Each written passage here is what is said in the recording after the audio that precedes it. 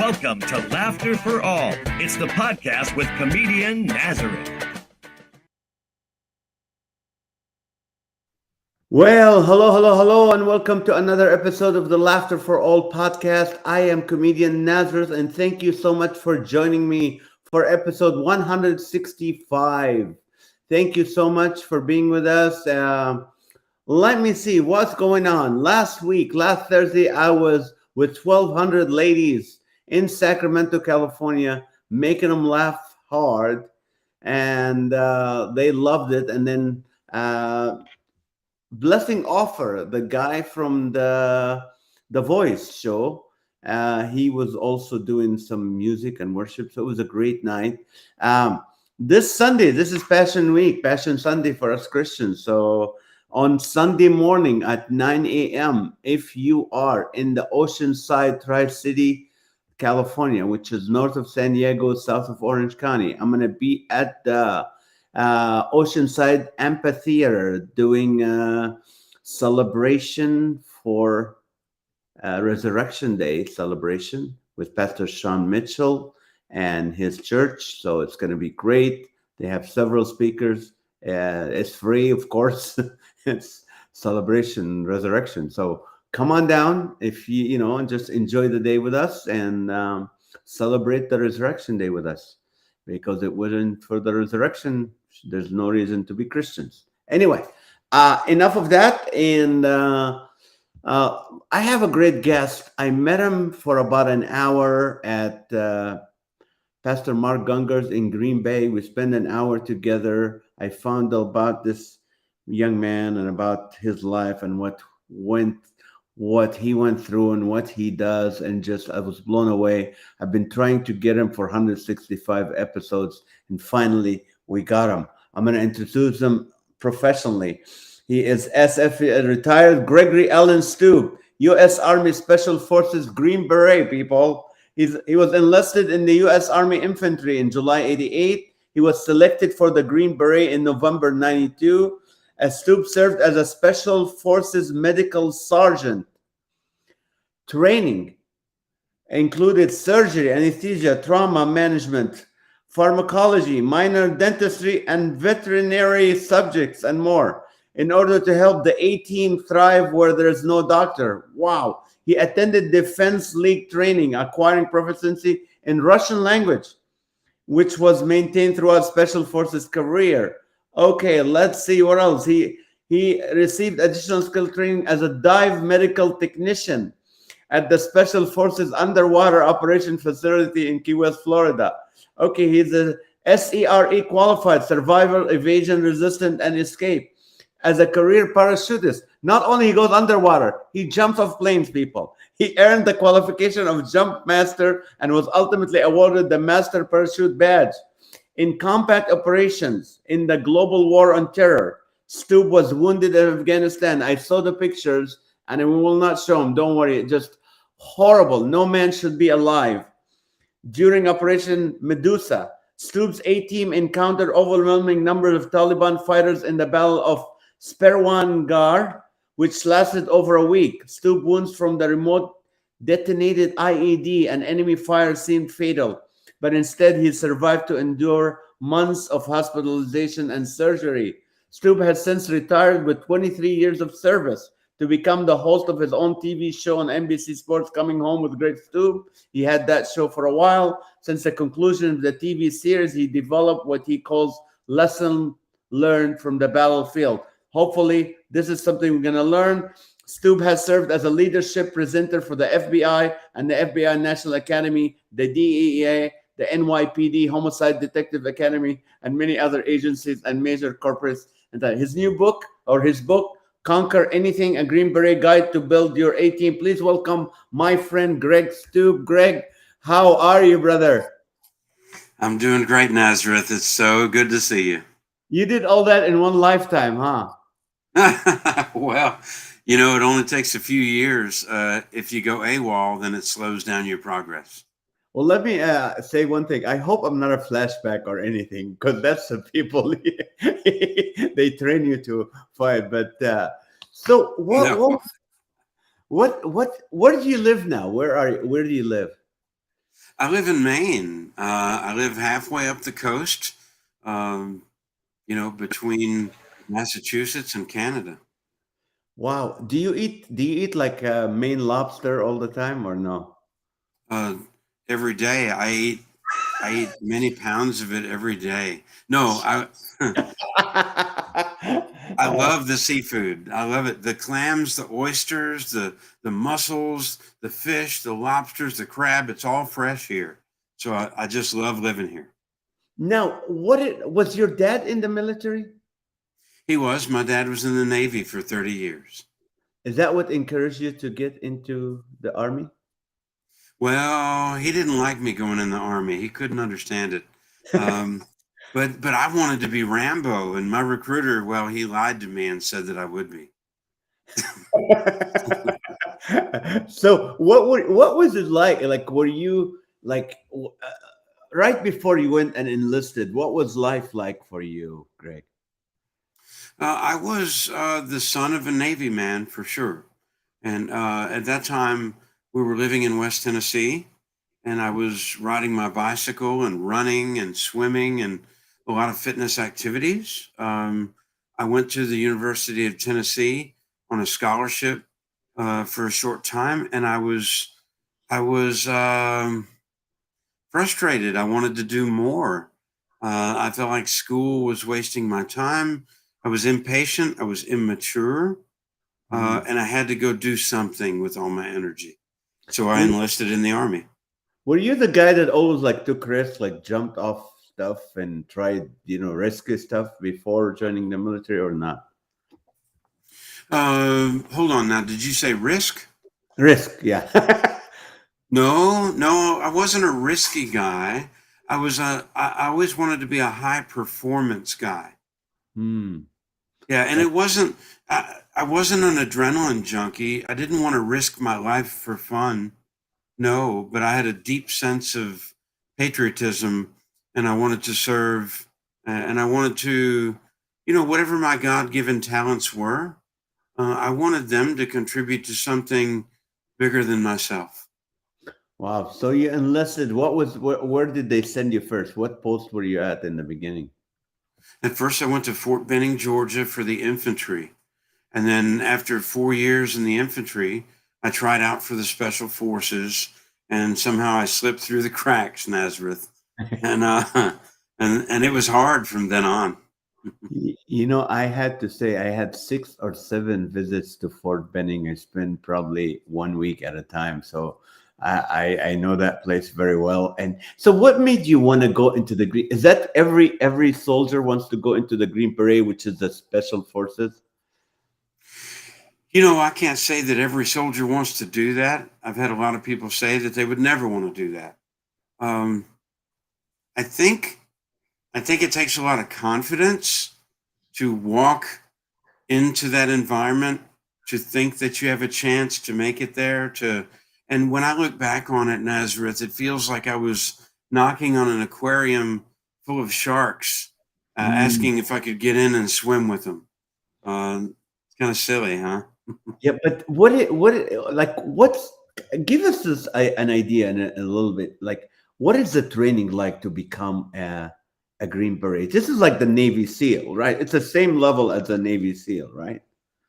Well, the Navy SEALs have a rapid strike capability and infiltration by air, land, and sea. A lot of things are similar, except that in the Green Berets, we have to be proficient in a foreign language. We have to be indoctrinated into a region of the world that we focus on. And then when we go into a host nation, we don't just go in and conduct a mission and leave. We stay in a host nation for a long period of time. And we basically, we're either helping to provide ground truth for a theater command on what the sentiment of the local population is, or we're attempting to build an army out of a rural population so that they can fight for their own freedom. We do long range strategic reconnaissance. There's a lot of missions we do, but we take a lot of time to do it. in, on average, 127 countries on any given day. So now, before I continue, something I should have said, and it's on my heart, and I have to let it out.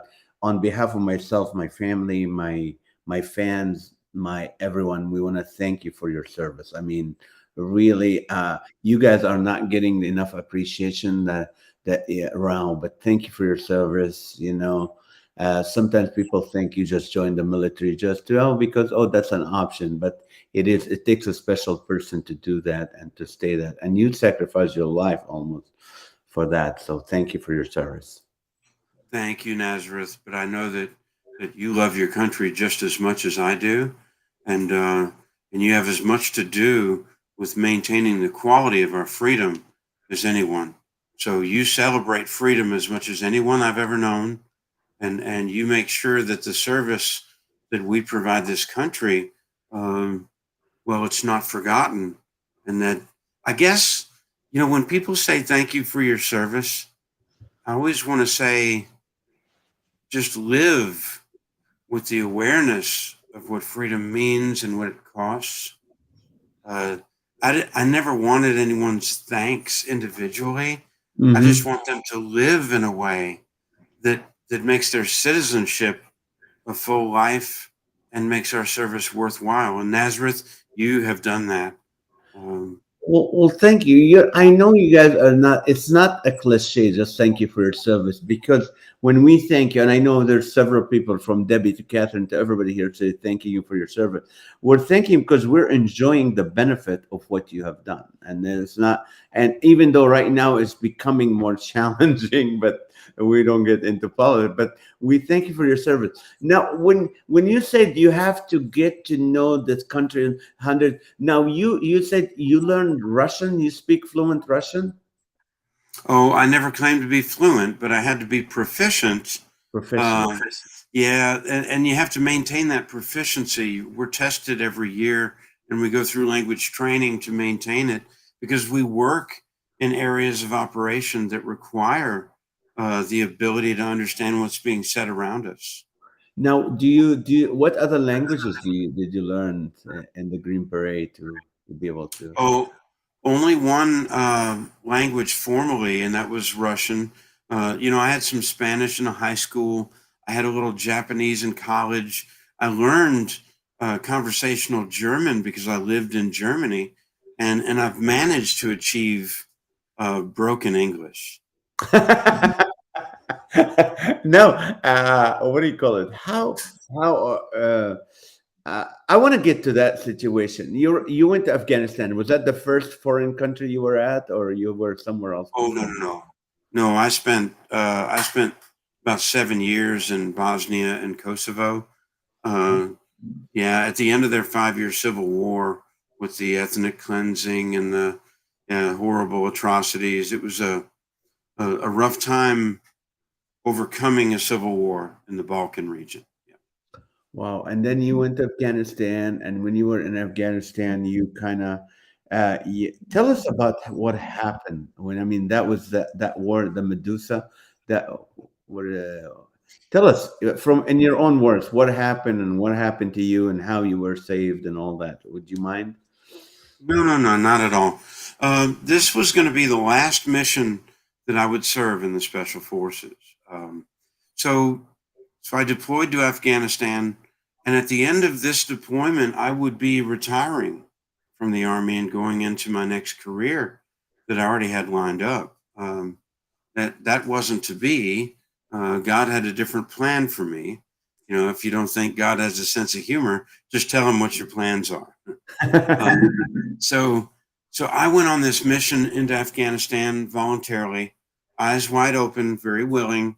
I believed in what we were doing. I saw the plight of the everyday civilians in that country. I saw the struggle of young girls and women that had no rights and no opportunities. I saw the prevalent agricultural product that was drugs, opium and marijuana, and I saw the culmination of that being terrorism. And I wanted to fight against that. I did. And not only that, but 9/11 was created by situations in Afghanistan. And so I had no problem with being there or going. And on this last mission, you see, I had been a medic for my whole career, Nazareth. And, and I had treated the wounds on other people. They were wounded. I took care of them. And a false sense of security had settled in with me. I thought that it could never be me. It was always taking care of them. And I got used to that. And I think I prevented my own preparation for what could happen and what did happen. I was wounded on the fifth day of fighting in Operation Medusa. For us, it turned into the Battle of Sperwan Ghar, where 3 special forces teams, about 30 guys, we became surrounded by over 1,000 Taliban. Wow. And they were shooting and they weren't stopping. And we ran out of ammunition 4 times in 5 days. Yeah. So very hard time. And on the 5th day of fighting, I was blown up by an IED, lit on fire. My body was penetrated by large pieces of shrapnel. I lost over half my intestines. I was burned full thickness, 3rd-degree burns, over 30% of my body. I was shot twice when I was crawling away from the vehicle. And it was a hard day at the office that landed me in the hospital. I was a patient for a year and a half, and about 17 surgeries later, I was in a point where I could begin meaningful physical therapy, learn to walk again, and learn to live again, and figure out what direction I would go. Now let me ask you a few questions, but hopefully that's not gonna trigger or bother you or just make if I ask that. Now I saw the pictures and I saw you laying there. I saw your all your intestines out of your body, and then I mean anybody could have been dead with 2 shot, being shot and with blown up and burned. And how did you survive? How did you with 1,000 people around? How did you get you back to Afghanistan, where they flew you to? I'm assuming Germany. I've been to Landschaft, I think. Is that where you So were? it was 2 hours before it was safe enough to land a helicopter to pull me out. So the fighting was too intense, and attack helicopters and fighter jets were brought in, and it was an amazing fight for 2 hours just so that a medevac helicopter could land and pull me out. So, there's not a good explanation other than a great medic in the field and the good Lord above that allowed for my survival at all. Because you were the medic, right? You were the one that's taking care of the other teams, and so they flew you to Germany, and you spent how many surgeries? 17 surgery. 17 surgeries. I went into Kandahar, Afghanistan first, where I had 18 hours of surgery there, and then to Landstuhl next.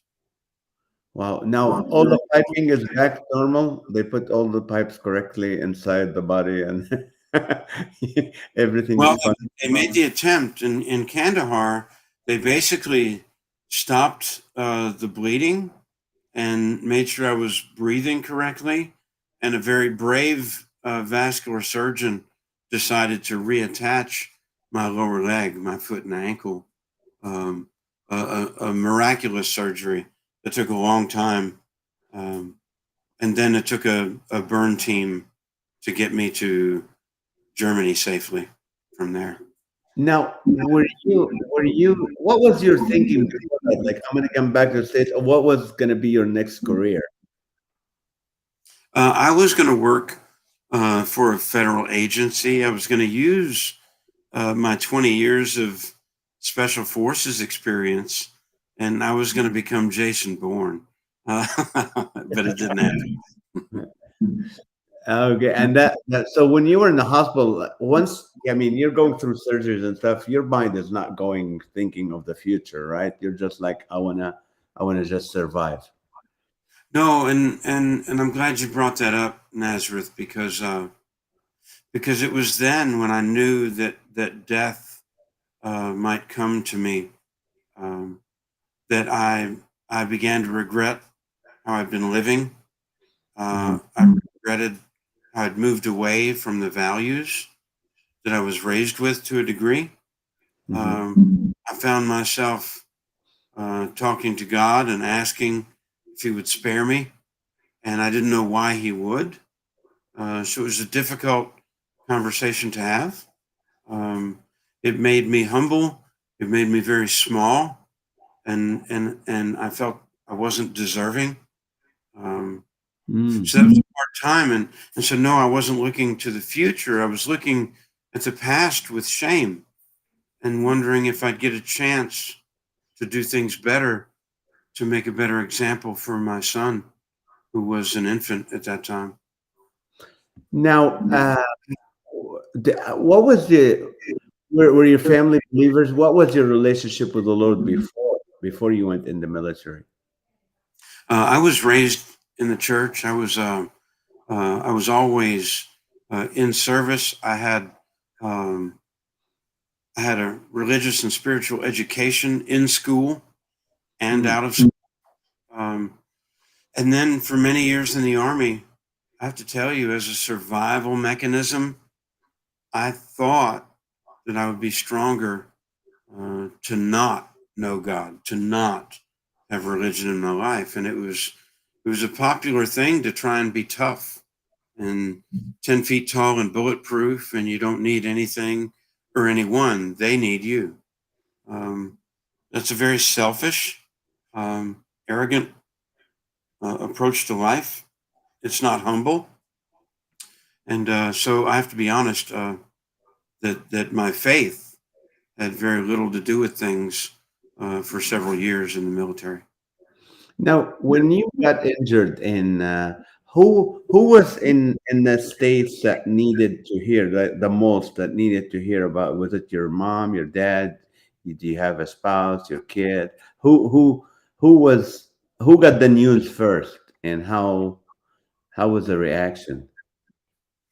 Well, you know what's funny is my child, he was a year and a half old when I left on this mission, and young Gregory woke up in the middle of the night saying my name, and he didn't stop for about an hour. He was staying awake, and the grandparents were in the house at the time, and and they got a call an hour and a half later that I'd been wounded, and Mm. then they got a call from a military spouse that I had passed away. Um, and it wasn't true, obviously. Um, so it was a hard night for everybody in my family, and yeah, I wish that people had not passed on rumors and talked out of school, as it were. Wow. Now, let me ask you this. Nobody ever asked you. What was the funniest thing that happened to you from that moment you got shot to? Or what was fun? Was there something going on? This is funny. What is there anything funny about it? I'm sorry. That's a No, horrible no, question. no, no. Nazareth, listen, if we don't laugh, we're gonna cry. And All right.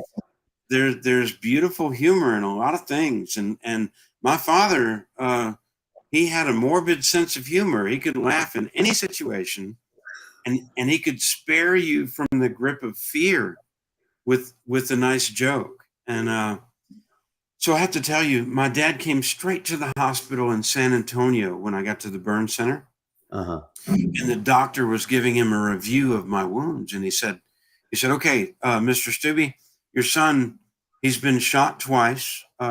He has third degree burns over 30% full thickness. His lower right extremity has been blown off, but it's been restored. We might still lose it, but it's there for the time being. And as of now, he's lost about 50% of his intestines, and he may lose more. And my dad said, "Good, great." And everyone in the room was horrified. "What are you talking about, Dad? Why is this great?" He said, "Well, you ain't got the guts to go back to Afghanistan." That's why you have the guts to go back to Afghanistan. Right. So having lost half of my intestines, that was a good cue for him. And and if it wasn't for that humor, I just don't think a lot of us would have been strong in that moment. All right, right. Yeah, well, that's so you came back and what do you call it? You came back and of course you already retired, spent a year and a half. Now, uh, do you still have any? Do you still suffer from any of the pains? And from that, is everything fine now? Well, life is different. Uh, I don't have the same body that I did before. Mm, I remember when I met Pastor Mark Gungor. yeah. We were both speaking at a convention for Burger King in Puerto Rico, and and I had just finished speaking and showed pictures of how I was wounded, and people were crying and laughing and holding hands and celebrating our freedom together. And he had to get up and speak next. And when he got up there, Nazareth, Mark, Yeah. the first thing he said was, "Oh, great. Now I'm supposed to be funny after that?" I got nothing to say. Apparently, the only thing Sergeant Stube and I have in common is that neither one of us looks good naked. that's Gunger. Oh, that's funny. Uh, oh, so what was that? Okay, so you came back the first week you came out of the hospital. What was that like for you? The first thing that was difficult was eating solid food again. Oh, Um, yeah, because I was on a liquid diet for a long time. And I had a colostomy bag. It was hard getting over that and difficult to get to a point where they could reverse that, and there was a chance they wouldn't. Um, but life after the military, life after war in a peaceful place with people who love me should have been wonderful in all aspects, but it was confusing, hmm. and it was a complete opposite of what I had been faced with for years and had to be prepared for years. And now that the threat was turned off, no one had ever taught me how to turn off my vigilance or my watchfulness or my suspicions. Uh, and Mm, so the only thing that I'd learned to do is be hard on the people who loved me and to be insensitive to things when everything's not that important. Everything's not going to kill you in our daily life here today. And so I had forgotten how to love, and I'd forgotten how to let people love me. And when mm. I thought something was important, that was everything that I could conceive of. And I made sure that no one would have fun. Now, Um, how did you learn how to deal to change? Is this of course over with, right? You adjusted that. So what happened? How did you adjust to back to civilian life like that? well, I'm still adjusting, and I do have abdominal issues. I have digestive issues. I have arthritic pain.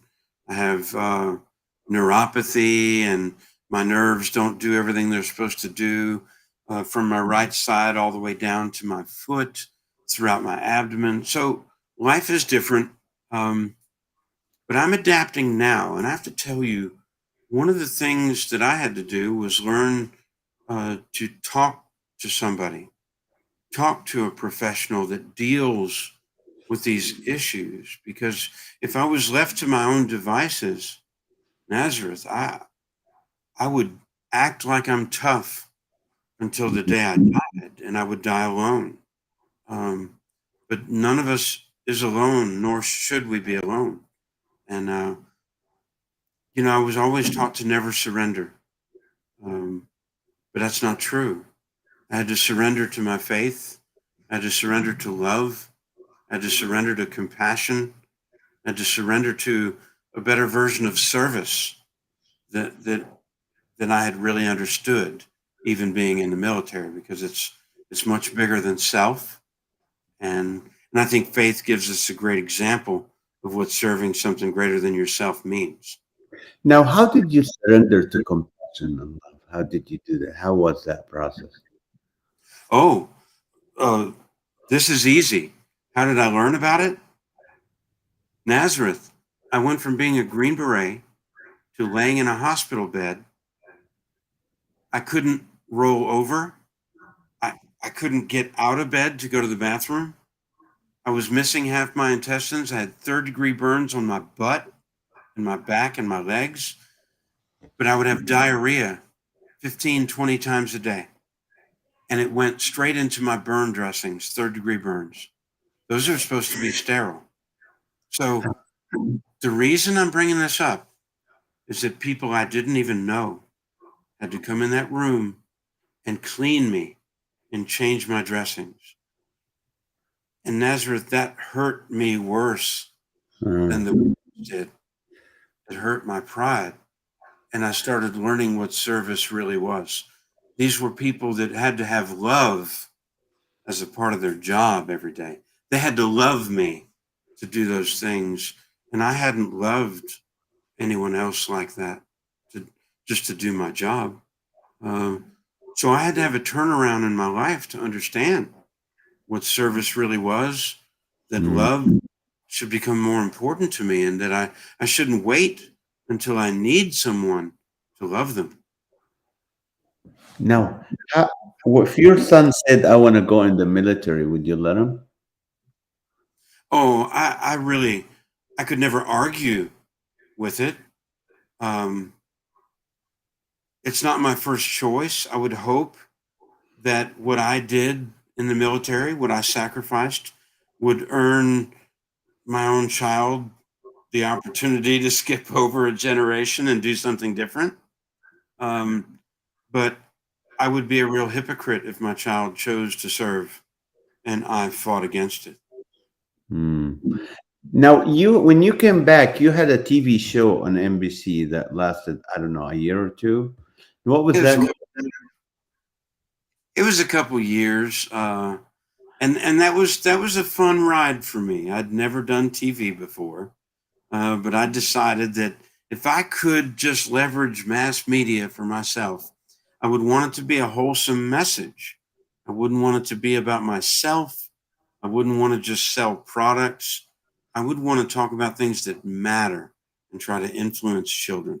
And so it was called Coming Home with Greg Stube.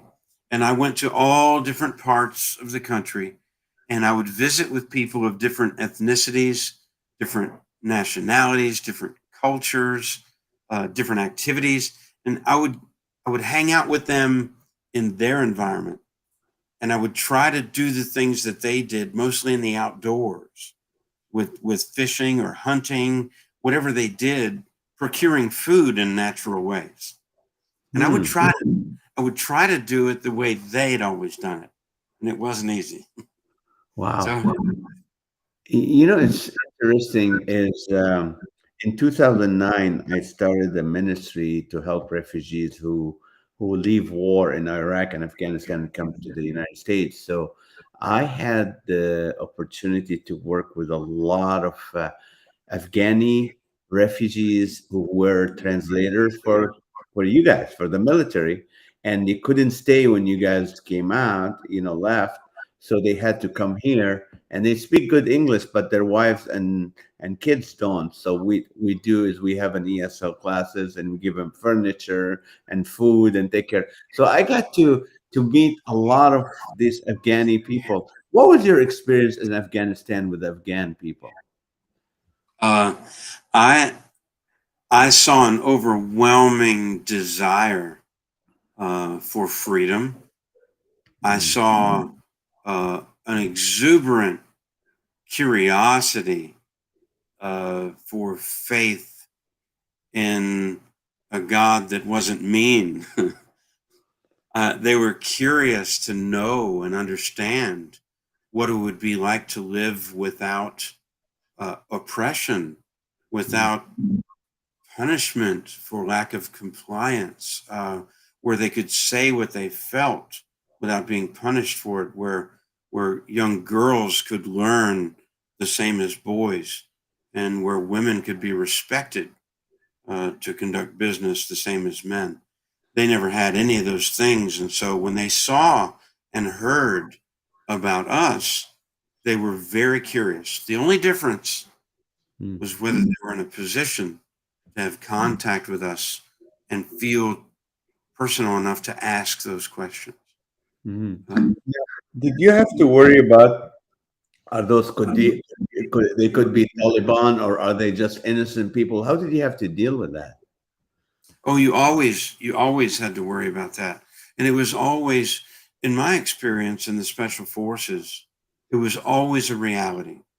We knew that if there was a handful of people in any room, at least one of them had ties to the Taliban. And it pretty much became a fact. And I don't think it was a lack of goodness on the part of those people. I think that it was absolute power imposing on their lives and threatening them with death, torture, the loss of family members if they didn't comply. Now, you wrote a book, and it's called "Lessons I Learned on the Battlefield." Or let me see. Well, let me correct. Okay, the name of the book was "Conquering Anything," right? A Green Beret Guide to Building Your A Team. Oh, here we go. I love that. Okay, we'll talk later about how they can get it. What is this book about? I mean, how? So I'm not a writer really, but I wanted to demystify the special forces, and I wanted to make the ways we succeed in special forces apparent to people in all walks of life. Because at the end of the day, if there are things that make us dynamic in life-threatening situations that normal people wouldn't know, just because our lives are not in peril each day. But if what you do for a living can get you killed, you'll be willing to practice more, you'll be willing to study more, and you'll be willing to spend your own money for the right equipment so that you could come home to your family alive. The things that we practice don't have to get practiced by normal everyday people. But if we all did practice those things, we would see an enhanced efficiency, better dynamics in our planning, in our decision making.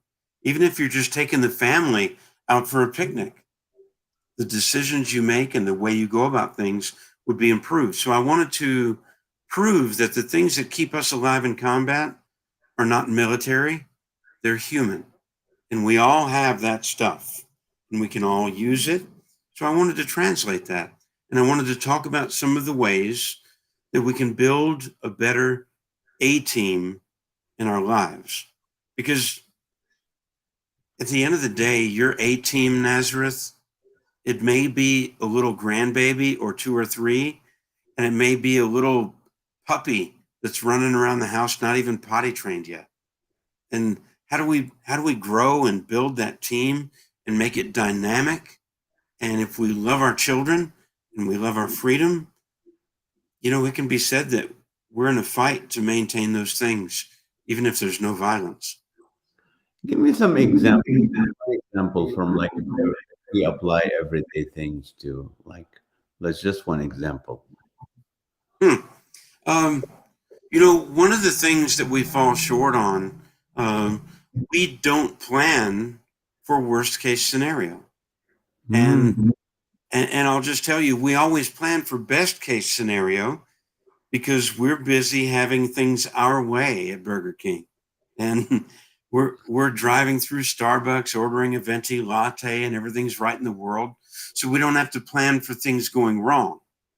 But I think if most of us took a look at it, it wouldn't take much time to say to ourselves, okay, if this doesn't work, then as an alternate, we could do it this way or go this direction. As a contingency, we could go yet another direction. And as an emergency, we could fall back or bound ahead of that and go to the next idea. So I call it a PACE plan: primary, alternate, contingent, and emergency. If we don't have anything in mind but the path of least resistance, well, life doesn't really go that easily. That is so good, man. But when everyone else is in a panic and standing still, as a family, as a team, we can know what we're doing next and not even slow down. Wow, that's amazing. Because you know what? I have to be honest. I'm the guy that I don't have plan B. I'm just assuming everything is gonna go fine. And when COVID, when things happen, I go, okay, then when it happens, then I will find something to, I'll figure something out. But that's a very good plan. So that's how you live now, like if things go, there you have all this contingency, emergency, all that. Well, there are a lot of things that I learned that help me now, whether it's the medical skills, whether it's the planning. Um, I, there are a whole lot of skills that your tax dollars paid for that help me now. Uh, the one thing I'll say is, and I'll say it again, and to any veterans out there listening, we're not at war now. We're at home, and the people we love and the people who love us, they don't need to feel the pressure that we felt in combat. So we have to learn to ratchet down the pressure, because not everything is going to kill us now. And even if a situation turns in a negative direction, the way we respond to it can make it better. We don't have to blow things up out of proportion and act like it's a life-threatening emergency when it's not. And if you're like me and you came through really bad situations, you can overact. And it's far better. For me, until I talked to a therapist, a lot of this just wouldn't come to me. I was too proud to get help from anybody. But that'll never happen again, because I'm gaining perspective all the time. Has the country been good to you? Have been appreciated what you did as a government? Um, you know, sometimes there are individuals who make decisions that make you question whether there's an overall appreciation or not. But I have to say that the everyday rank and file man, woman, and child in this country, they're grateful for service that maintains our freedom, not just from the military. Sure, we have our freedom because the military fights to maintain it. But the quality of our freedom, in my opinion, depends on whether or not there's a law enforcement officer standing between good and evil, because the military doesn't fight on American soil. And if the bad guys are allowed to just hit us over the head and take our stuff, then our freedom isn't worth anything at all. Mm, Really a greater team that I see in America, where we really do love each other and we love freedom and we appreciate everything it takes to hold it together. That's what I see. that's good, and that's what I see too. And I always look at that, positive stuff here in our nation. Now, one time when I was with you, you offered. They said, "Hey, one time you and your son can come to my. I have a land. I am the spokesperson for what do you call it? Beret, the gun company, Beret. Beret.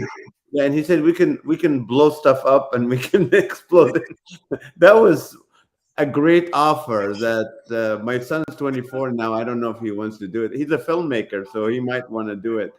but is that offer still available? It is. It is. You can come. You can come with me, and we can either go out on a boat fishing, or we can. I enjoy. So you know that I used firearms for a career. Right. It was a big part of my life. I enjoy the recreational side of that. I enjoy being able to hit small targets at a long distance or put a lot of bullets in a small area. I enjoy sharing those skills and that ability, whether it's just for recreation or preparation for home defense, self defense. And I do believe that the only thing that can stop a bad guy with a gun is a good guy with a gun. So I don't take offense to firearms until they're being used criminally. Right. That's a great point. So when you speak to companies, I know you speak to a lot of companies and all that. What do you teach? Like lessons you learned from the Green Beret, other than the preparation. Like what kind of stuff that you teach people at corporations from what your experience? Well, I love to speak to any group that'll listen about these lessons learned from the battlefield, about leadership, about team dynamics, and about resilience. How to be strong enough to stay the course and resilient enough to come back again after a hard day. Um, I love using um, the depth of my experience, the hard times that it brought. Um, I love sharing the mistakes I made so that others might not have to make the same mistakes. I love giving motivational speeches. Um, I love speaking for charities and exploring the strengths of freedom and charity itself, um, to see why it's so good to give to the right causes. So I love to generate funding for groups because we don't leave anyone behind. That's not a military concept. That's an American one. Wow, that's a good one. Now, as far as resilience, just one idea, like how can someone, a civilian, be more resilient? You know, I say over and over again, bad stuff is going to happen if you're human and if you have to live on this earth. Bad things are going to happen. And so I've seen over and over again how we act tough. We act like we know everything. We've seen everything. We've done everything.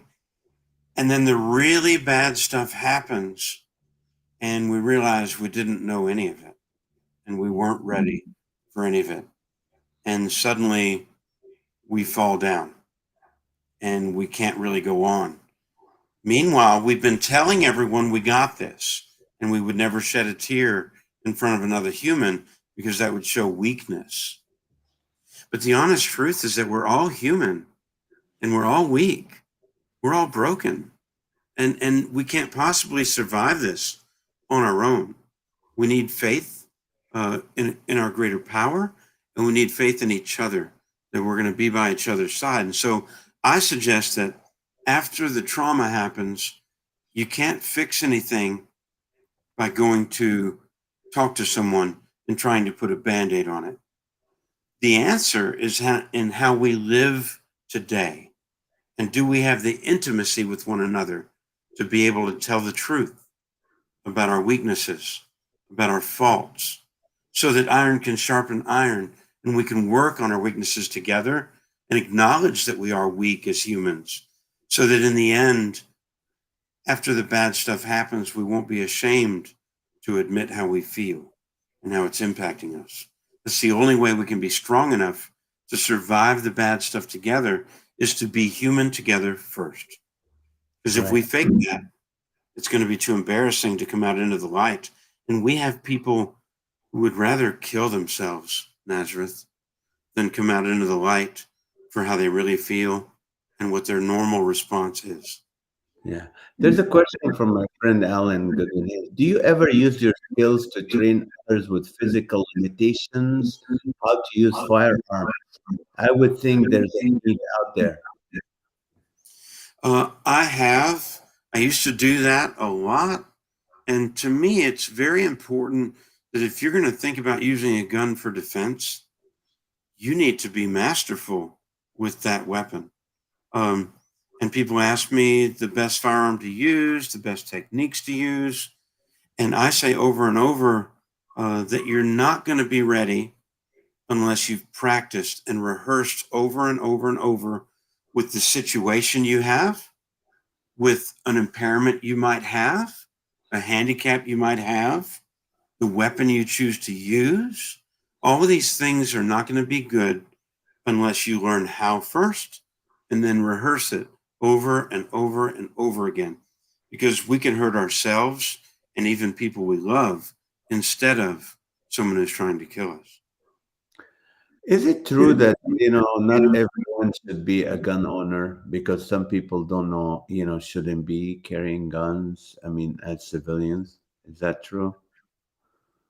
Well, I think anyone who's willing to pursue proficiency, if they want to be competent in the use of a firearm and they put the work in, then they should be able to protect themselves.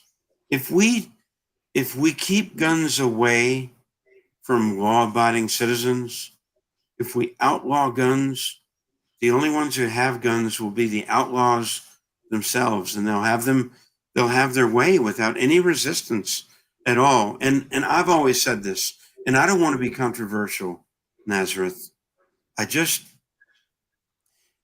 If I was going to tell you that I refuse to carry a firearm, then I would have to accept myself that if the bad day comes that a criminal enters my family home with a firearm, I will not be able to protect the people I love. I will have to be prepared to watch them die and maybe live the rest of my life knowing that I could have made a difference, but I didn't. But do you think people like? I'm all for it. I was gonna get a gun, and someone said, "Naz, it's not for everybody. I mean, some people shouldn't carry guns. Yeah, sometimes they're tempered or something, or whatever reason. They shouldn't be carrying because you just bring evil into your house with a gun. I don't know what is. Is that this is not my belief or my statement, but what do you think of that? Yeah, as far as I know, uh, evil is not prevalent among inanimate objects. Um, that firearm has no personality, it has no temper, it cannot do anything on its own. And I believe that in the absence of a criminal nature, um, anyone should have a firearm as long as they're willing to be proficient with it and safe about the handling and storage. What makes you angry? What makes me angry? Yeah. Ooh, you're pushing my buttons now. Uh, it it makes me angry when people don't appreciate the difference between rights and privileges. It Mm. it makes me angry when people think they know something about the quality of America, but they've never been anywhere else. It it makes me angry when people in Afghanistan are struggling to allow their daughter to gain any education or to not be stoned because she didn't cover her face in public. Um, but people say we have it bad here in America. And I don't understand that. And it makes me angry when people who don't understand the human condition around the world criticize how we have it here today.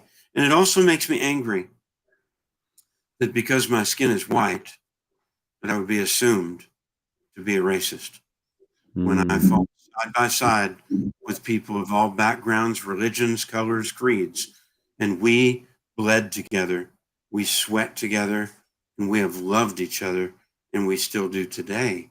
Um, I have a lot of stories about that, and that angers me. Anyone who thinks we don't love each other, and and I and it makes me angry what we've done to Dr. Martin Luther King Jr. Because we are supposed to live with the importance, the priority on the content of our character, not the color of our skin. Mhm. What has happened? What has happened?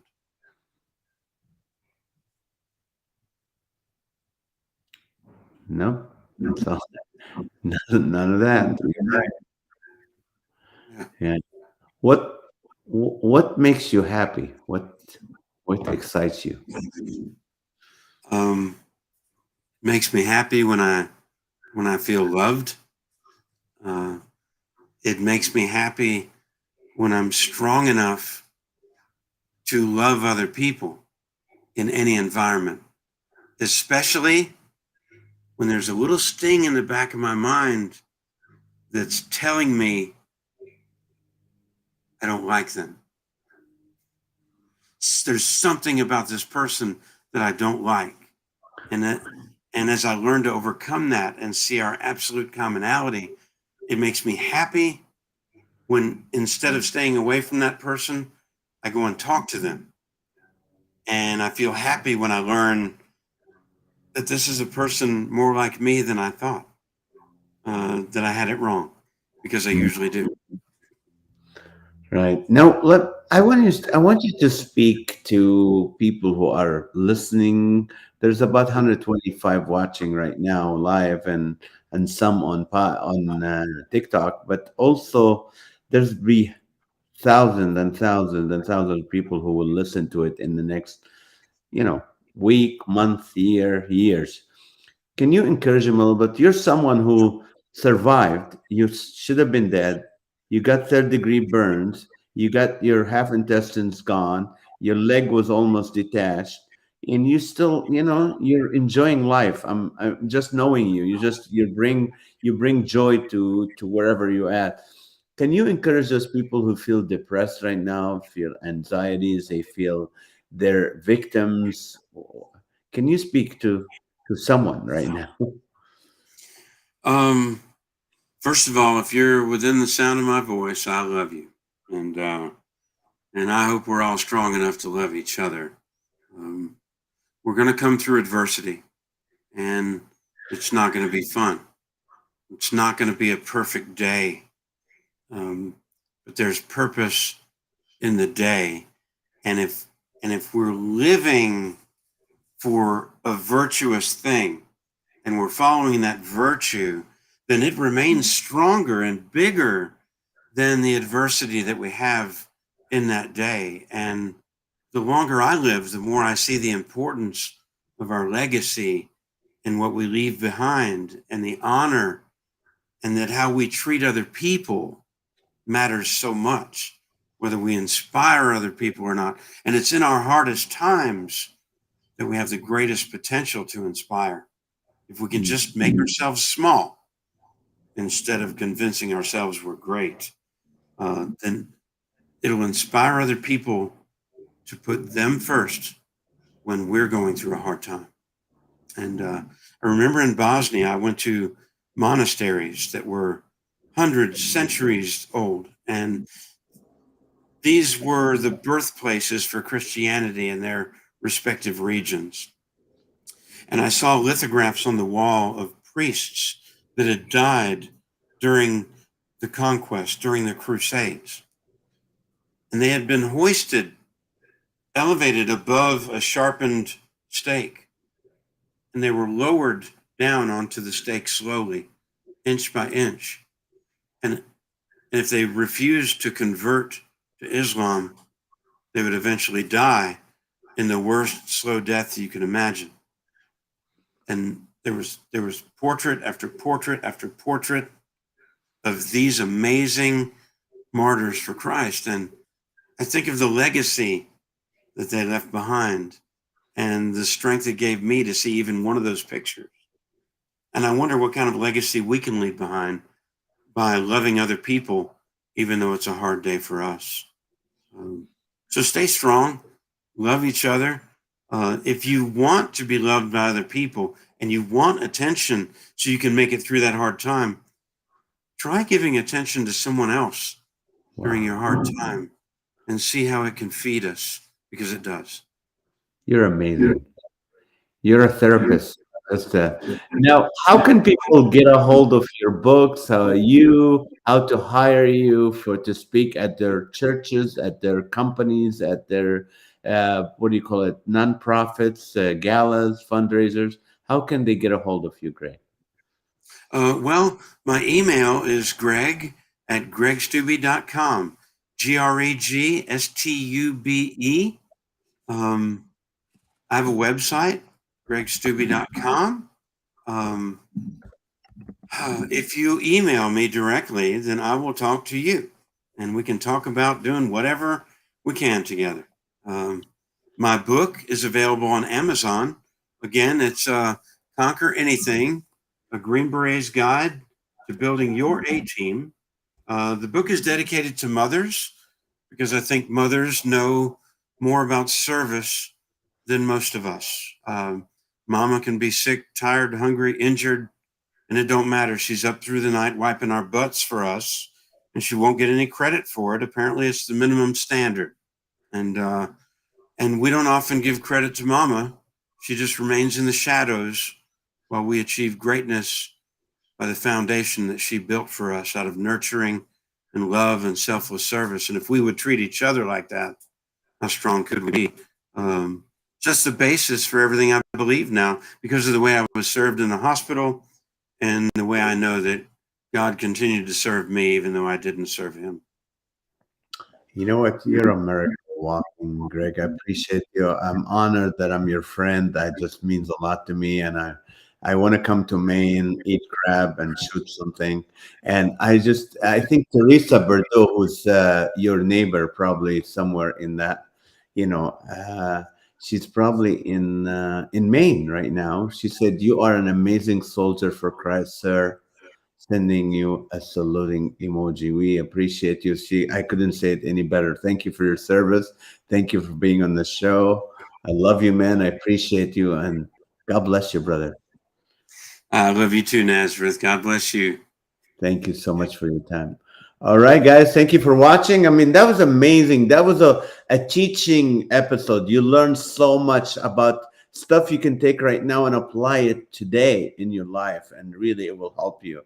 To me, I learned a lot, especially having to plan for plan B, and what could be the alternative and the emergency and all that. So it's really good. If you're a men's pastor or listening, if you're listening to me and you're in charge of a men's ministry, or you put men's, Greg Stube is the man to get for the men. I mean, really, I've seen him in action. He will just blow you away. So anyway, thank you guys so much. Thank you for watching. Thank you for being, please subscribe to the show. Let your friends know about it. Let them know, hey, you need to watch this podcast. You need to watch the Laughter for All podcast. It's not just about laughter. We laugh a little bit, but we learn a lot and we get encouraged a lot. So thank you guys for watching. I love you, and have a great resurrection week. Enjoy Sunday, celebrate and rejoice in what Jesus did for us. God bless you.